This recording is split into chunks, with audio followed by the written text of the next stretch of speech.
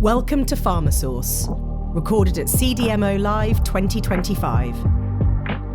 This episode is brought to you by Qualifies, the platform that helps life science teams streamline audits and predict site risks with AI-driven insights.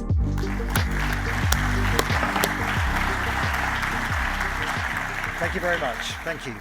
The State of Sustainability in Pharma with Rob Williams, Chair of the PSCI, and Martin Chilcott, CEO and founder of Manufacturing 2030. So introduction from me first. So yeah, I'm Robert Williams. I'm Senior Director of Sustainable Procurement for AstraZeneca. Here today, I'm actually representing in my other role, which is the Chair of the Pharmaceutical Supply Chain Initiative. So the Pharmaceutical Supply Chain Initiative, PSCI, is the member organisation for 80 of the world's leading pharma companies, representing about 1.2 trillion of turnover and around 70% of the global pharma industry. Those 80 member companies are across innovator, over-the-counter generics, medtech devices. And the mission of PSCI is about building responsible supply chains, so engaging with all of the direct materials manufacturers that all of the members use, so CDMOs, CMOs, excipients, and the likes. And it's about setting common standards, those 80 members working together to give a common message. So whether it's through the PSCI audit process, that common platform that's used, and the shared audit process that allows members to access those site activities, whether it's building the capability in the supply chain, which is hugely important in new areas such as decarbonisation, has just been touched on, and whether it's kicking off projects to support change through the reduction in the use of horseshoe crabs or the creation of wastewater lab treatment facilities in India. The role of PSCI is there to support CDMOs, to support API manufacturers, to deliver change and sustainability, as we all know, is about change. Change is the only constant, as is often said, but so I'm really pleased to introduce as well Martin Chilcott to be joined here on stage. Martin was the founder of Manufacture 2030 and a leading light in the creation of the Activate partnership, which AstraZeneca are a member of, together with 7 other pharmaceutical companies, which is really focused on the decarbonisation of the API supply chains, the CDMO manufacturer supply chains, that ultimately result in the decarbonisation for AstraZeneca of our meds and for the other member companies for their meds too. Because as some of the speakers have just said, the buyers, our customers, and whether that's in the US or Europe or even into Asia, are really getting interested in this and are starting to ask questions. And we'll come to more details on that soon. But Martin, fantastic to be on stage with you. And you, thank you very much indeed. Obviously, you're mainly here to hear Rob, but I'm going to ask him questions, basically. I'll act as the foil, and he's going to be the guy who's going to give you the meat and veg of the conversation. That was a close call, wasn't it?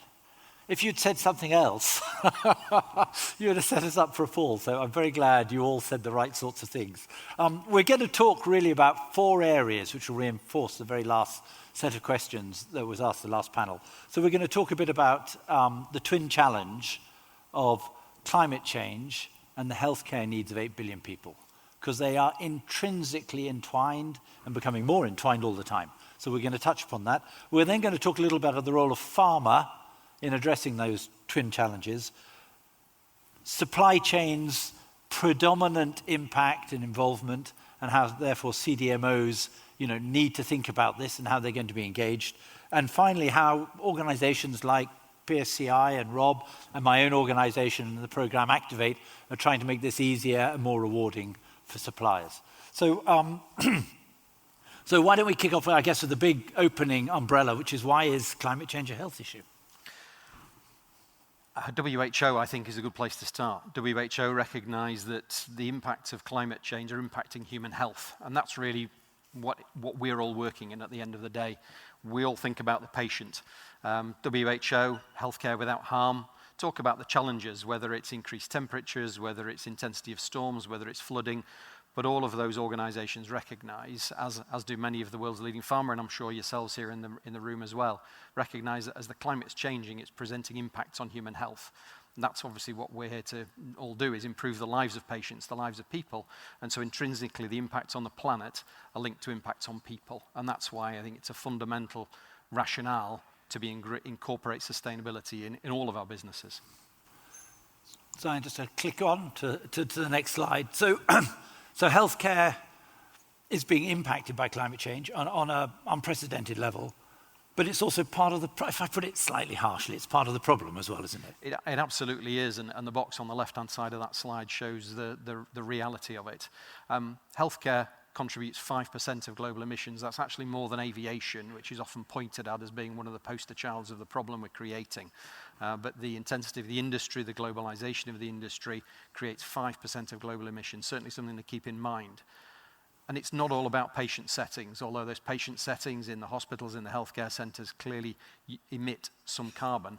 But actually the majority, or the 50% of the healthcare emissions, come from operations in the brand owners, but operations in the supply chains. And so 50% on round numbers pops up to 80% for some of the medicines. The carbon emissions come from those supply chains. That's why it's vital that through PSCI, through other collaborations, which we'll touch on as well, there's activity taken to signal that requirement, to really show that demand signal from those brand owners, the innovators, through to the supply chains. And that response, as you say, Martin, is about acting collectively. While AstraZeneca has got a strong presence in many market sectors, we're not strong enough by ourselves to really drive change through the whole global industry. And so we act together through PSCI and other organisations for that collaboration for sustainable healthcare. Because we've got to decarbonise every step in the supply chain. By the way, that's not just APIs, but we're looking for AstraZeneca, we're looking right upstream to our preclinical trials, our clinical trial process, as well as the manufacturing and all of our indirects as well. So it's about decarbonising all of the supply chain, because that's where the majority of the emissions for most organisations will sit. So just to put a little bit of context on this, I'm sure most of you in this room think aviation is a big emitter. Pharma is bigger than aviation. Give you a sense. Aviation is a big emitter, but as a sector, pharma is a bigger sector. And it's also worth thinking when we try to unpick this confluence of healthcare and climate change.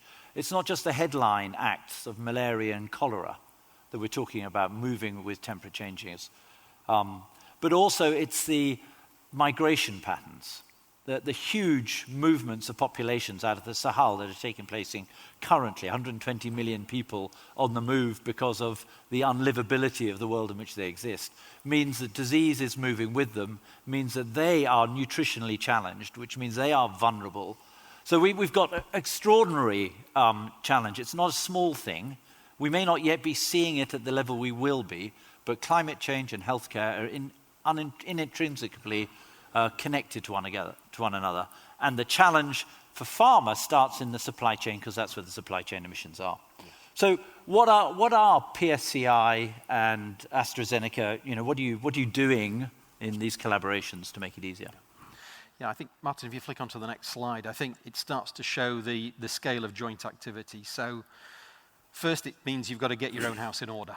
So as each of the companies shown on the slide there have made their commitment to climate action through science-based targets, the de facto large not-for-profit organisation that sets the standard, that really ensures that whatever targets people set are credible, are meaningful, and will drive real change in line with what's called the Paris Agreement, looking to limit global warming. Remember, limit global warming to around 1.5 degrees.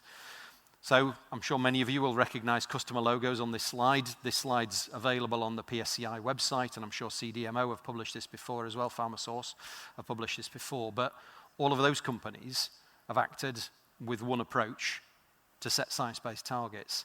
If you look on the SBTI website, you can easily see the list of perhaps companies in this room, but all of those organisations and the target they've set. So in turn, each of those companies, AstraZeneca you'll see on the slide there on the left, start to approach their supply chains. Many of these companies will have set targets to engage suppliers, to themselves set science-based targets. Those companies, therefore, will be talking to you. If they're not talking to you now, they will be shortly about what are you doing to decarbonise your operations? How are you looking at the solvents, the energy use, the scope 1 and 2 that was mentioned earlier, the emissions from within your operations first. And so that joint action through a large number of brands is really driving that demand signal, the demand signal for change, the demand signal that means that increasingly these companies will choose to place business with companies who've done likewise, with companies who've also set science-based targets. And we're starting to see that become clearer in the action, the kind of the signals, the demand, the why should you do it. I think if as you get engaged in those, what's clearly fundamental is that you have your own plan, that you sign up to science-based targets. And if I speak for AstraZeneca, that's now a hurdle, an entry point within our contracts that we require suppliers to sign up to science-based targets. Indeed, if I perhaps jump forward slightly, and I'll stay where we are now, Martin, but some companies, and I again with my AstraZeneca hat on here, we're now not entering into business with companies who will not set science-based targets. So that action is about sending strong demand signals into the market. But again, through PSCI, we look to act collectively. The PSCI has a decarbonisation topic team that specifically focus on supporting all the companies that we work with in this room and beyond to set their own science-based targets, to understand how to reduce Scope 1, Scope 2 emissions, the emissions within your own boundary, and also to look at how to reduce your Scope 3, the emissions that perhaps upstream in your supply chain, whether that's solvents, whether that's raw materials, whatever it is. It's really important, going back to the mission you mentioned, Martin, for all of us to take action collectively as a health sector in order that we ensure that 5% of global emissions is reduced over time. Quick question to the audience, if I may. How many of you have customers on this slide? If you put your hands up. Yeah. Go on, keep going, don't be shy. Okay, quite a lot. Keep your hands up if you have a science-based target or you're in process of getting a science-based target. Well done. Great. Okay, not bad actually. That's pretty good. I reckon it was about a third of the room, of which over half of you were either getting a science-based target currently or on. So it's good. I find this a very, very, very powerful slide because it says unambiguously, and particularly when Rob backs it up by saying some suppliers are maybe not being deselected, but they're doing less business with suppliers that aren't on this journey. That's maybe a better way of putting it. Some are actually being deselected, but mainly the impact is just less volume, shorter contracts, less engagement if you're not engaging with this, which is so serious. So it's really great to see in the room, really great to see. So why is it so difficult? Well, Rob, you give us your views first, and then I'll talk a little about effort and value in a second. Why is getting reductions at Scope 3 or in the supply chain upstream such a difficult task? I think first of all it's about engagement. It is about making sure that as the innovator meds, as the members of PSCI, we're sending a strong and consistent signal. And I think, as you say, Martin, this slide is really powerful to demonstrate that. And it's used, I know, by many of the procurement teams in the likes of Bayer and Boehringer Ingelheim and AstraZeneca and Pfizer and others, because it sends that strong signal. But that engagement's the first step. Not everyone has the resources in-house, not everyone set those targets. And so that customer demand signal is clearly the first step. So for the last 2 years, certainly 3 years, AstraZeneca has been sending that signal, and many others on the slide are following suit. That's the first challenge, is getting the engagement. Actually working with the sales teams that often face into the customers that are on the slide here, and getting your company's sustainability teams engaged, or perhaps established, getting your procurement teams engaged, and perhaps the sustainable procurement team established as well. So it's first of all about getting your board's representation, getting your board's commitment to making those targets and investing in that. And then it's planning. That planning, though, is not rocket science. The planning is about taking simple, understandable, known steps, which we'll come to activate in a moment. But those are things which can be done. So AstraZeneca's reduced our own Scope 1 and 2 emissions, the emissions within our boundary, by 2/3 since we started monitoring that target, and we're on track to reduce by the other third in the next 2 years. And we've got sites, as BI mentioned, that are already at net zero as well. So you're seeing companies taking action, and these again are simple about changing energy. It's not about changing the chemistry or the processes that we're involved in. It's about the sourcing of some aspects of what you use to generate the materials you're manufacturing. But those are some of the challenges. It's the investment, it's the resources, it's the knowledge. And clearly that's through PSCI or through the Activate program that Manufacture 2030 run. That's what we look to do, is collectively share those insights, to provide those insights to companies to help you take action faster. So I think great to see many hands up in the room. I think it'd be great to come back in a year or 2 years and see many more hands up in the room for those who really want to continue to work with the brands that are demonstrated on the screen. So Accenture came out with a report just before the end of the year that suggested only 16% of large corporations are on track to their decarbonisation commitments. 16%. So, and most of those challenges are being missed in the supply chain. So we've got a long way to go. And it's worth considering in a little bit more detail why it is we seem to find collectively this difficult. People say it's because it's a lot of work and a lot of investment, but actually when we think about what you guys do as an industry, the problems you solve, the languages you speak, I sit there, I'm not an pharma expert by any means or a life science expert, and I listen to the complexity of the language that you use to express the extraordinary things that you do as a business. How AstraZeneca and others, Pfizer and others, produced a vaccine for COVID in a matter of months. Now that's difficult. Reducing emissions is not difficult. It's something subtly different, I would argue. It's not worth the effort, which is a different thing altogether. It's not a very difficult thing for you to do. These guys, and I'm looking at Boehringer as well, are on track with their scope 1 and 2. Their scope 3 is your scope 1 and 2. So it's not actually that difficult to do. But we're not aligning effort and value in the right way. It's not being rewarded in the way that it needs to be rewarded, and we're making it more difficult for ourselves, and therefore we can't deploy resources to address it. So Rob, how is PSCI and how's AstraZeneca trying to change this balance between value and effort? Yeah.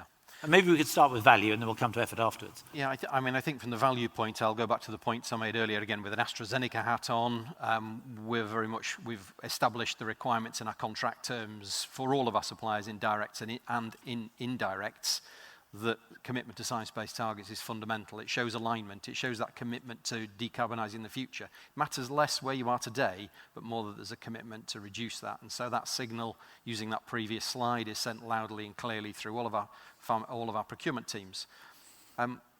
In doing that, I know that other companies are doing likewise and saying that publicly. Whereas, as Martin, as you've just mentioned, increasingly look to place more business in the future with those who are committed to that. There was positions on the stage earlier from the earlier panel about the focus on costs, the look at quality, and from Bernard at BI talking about the showing you care, I think, which was a great point to make, and linking with all of the facets that brings. That focus on sustainability demonstrates a focus on detail that then resonates in quality and in production and in on-time delivery too. So we're sending those strong demand signals, but as a collective, whether it's in PSCI or through some of the other organisations we see there, the demand signal is loud as well, in that the Sustainable Markets Initiative, which is a CEO-led initiative, so Pascal Soriot, our AstraZeneca CEO, is the chair of that. The SMI, with CEOs of Novo Nordisk, of Roche and others, really set out some joint standards. Those are similar to the joint standards and the maturity models used by PSCI, again, to help people understand what does good look like, what are member companies wanting API manufacturers, CDMO companies to do. So please do take a look at the PSCI maturity models, the joint standards published by the Sustainable Markets Initiative to understand and be clear on those demand signals. But we're supporting through whether it's the Responsible Health Initiative, which is EcoVadis. Great to see the EcoVadis logo on a couple of stands already, showing people recognising that adds value because it's asked for by customers, as much as the PSCI logo as well. Converge, through My Green Labs, is looking to drive efficiency in laboratory environments. Energize, managed with PSCI, is looking to support suppliers to switch to use renewable electricity, one of the fastest ways to decarbonise. And then the Manufacture 2030 Activate programme, where AstraZeneca and some of the PSCI member companies are working together to really direct and support and provide insights and advice for API manufacturers, for CDMO manufacturers to really decarbonise and demonstrate, importantly, through the platform, demonstrate to your customers that you're doing that. So I think as much of a challenge, we're providing the opportunity as member companies of PSCI to solve the problems and to respond to the challenges set by us to decarbonise our scope 3 and support you to decarbonise your own emissions. Just if I can support some of that with an example from consumer healthcare business, Haleon. Yeah. So one of our clients, Rob knows the team there very well. We're working with them to include the cost of carbon in a total cost of ownership RFP process. Other clients and other players out there, and I'll take a non-client of ours, but in a different sector, in automotive, Jaguar Land Rover, are building it into long-term four-year plus contracts. So we're beginning to see the value being built up, and we're beginning to see programs like Activate and PSCI's programs making the flow of knowledge and capacity and capability much easier for you. Yeah, and I think it's probably worth mentioning at that point that the adjudication of carbon emissions is going to become a reality as the Pharma LCA rules, the Pharma Life Cycle Assessment rules, which are being developed by Sustainable Markets Initiative. As those rules get published towards the end of this year, companies and indeed our customers, AstraZeneca's customers in the health sector, will start to be able to directly adjudicate on the carbon footprint of the medicines. That's going to make a reality that we will have to decide, we'll have to factor into decisions the carbon intensity of a particular API from 2 or 3 manufacturers where we've got those 2-3 sources of input. So that's going to bring a reality, which means it's easier to demonstrate through your companies the value of decarbonisation too. And the good news, just reflecting what Christina said, is generally speaking, initiatives like this drive innovation. Yes. They encourage more use of recyclables in solvents, which cut costs, as well as energy, as well as carbon, and so on. So there tends to be multiple layers of value that are created when suppliers get into these programs. And in summary, then, because I know we're just about out of time, pharmaceutical and life science companies have set targets to decarbonize. You saw the companies that are really leading the way. If they're your customers, you need to be involved. Most of their emissions are with you, so that it's going to become more and more important to them as they set targets which affect them in multiple ways. They need to see it. As Rob just mentioned, they're setting standards for LCAs, life cycle accounting for emissions and product, which is going to make it an awful lot easier for you to do it. Suppliers and partners are increasingly being selected because of their engagement with sustainability and with carbon reduction. PSCI provides a lot of support, as does Activate. So there are organizations out there and structures out there to make this easier for you, and it's going to become incredibly important. Yes. Do you want to add a very last point, call to action maybe? Yeah, I think do engage with PSCI, with the PSCI resources, and look at the other collaborations that were identified. I think coming back next year perhaps and understanding more hands in the room taking action, but I'll be around all day, happy to discuss with you, but get signed up, do engage before your customers ask you the question. And likewise, if you want to know about Activate and the API manufacturing supply chains, delighted to talk about that too. Yeah. Thank you very much. Martin. Thank you, Rob. Thank you.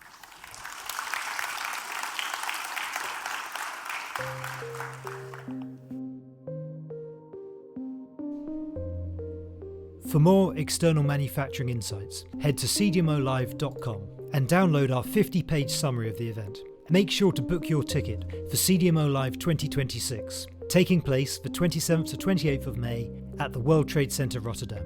We look forward to seeing you there.